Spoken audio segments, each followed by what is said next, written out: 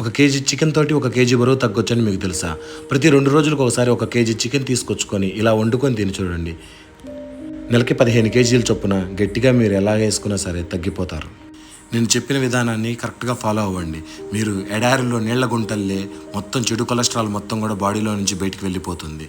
ఒకసారి step by step మీరు మొత్తం అన్నీ చూస్తూ ఉండండి.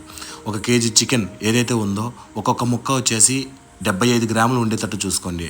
అలా 75 గ్రాములు ఉండటం వల్ల ఏదైతే ఉందో మనం చేసే రెసిపీకి బాగా మసాలా బాగా పట్టి మనకి టేస్ట్ ఏదైతే ఉందో చాలా ఎన్హాన్సివ్గా ఉండిద్ది.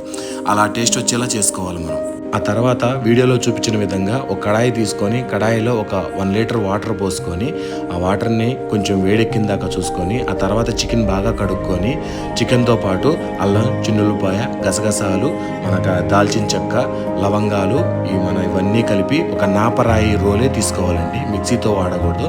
నాపరాయి రోల్లో పచ్చడి బండకు పెట్టుకొని బాగా కచ్చాపిచ్చాగా మెత్తగొచ్చిన దాకా రుబ్బి చెమటలు పట్టిన దాకా రుబ్బాలి. గట్టిగా రుబ్బి అది ఏదైతే ఉందో అది చికెన్లో మొత్తం కలిపి ఆ చికెన్ మొత్తం కూడా మనం ఏం చేయాలంటే మొత్తం పక్కింటి వాళ్ళకి ఇచ్చేసేయాలి. పక్కింటి వాళ్ళు ఇచ్చేసిన తర్వాత వాళ్ళు మనం కలిపిన వాటికి వాళ్ళు చక్కగా వండుకొని తింటారు కదండి. అప్పుడు ఆ స్మెల్కి మనం ఏం చేస్తామంటే ఈ గ్లాసులో వాటర్ పోసుకొని మనం వేడి చేసిన వాటర్ పోసుకొని చక్కగా 3 పూట్ల కూర్చొని తాగుతూ ఉంటే మనం 100 కేజీలు కాదు 150 కేజీలు ఉన్నా కానీ తగ్గిపోతాం. ఇమ్మీడియట్లీగా ఇలా చెయ్యండి అందరూ.